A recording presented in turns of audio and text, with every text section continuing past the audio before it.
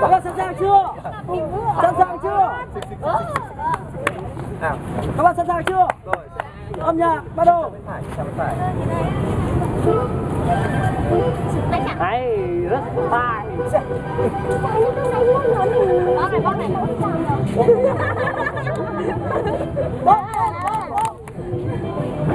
Tay không vào sao này bóp cái gì cái gì?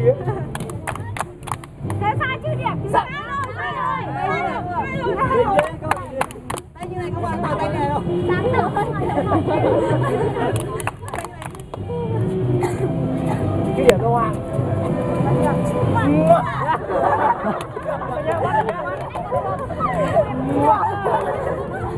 Vài cái. Bắt đầu. Siêu vừa.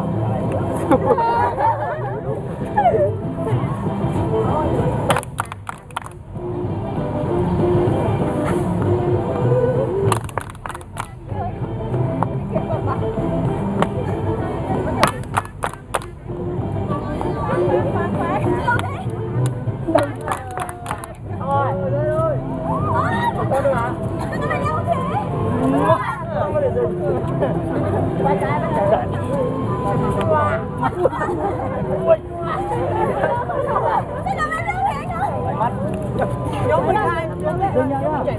Tại đâu đây nhảy lâu. Dương Nhạc. Boom. Các bạn đứng chuẩn bị để sẵn sàng con nhảy vitamin nào. Vitamin. Thằng này đi giống với mình. Đi giống với mình.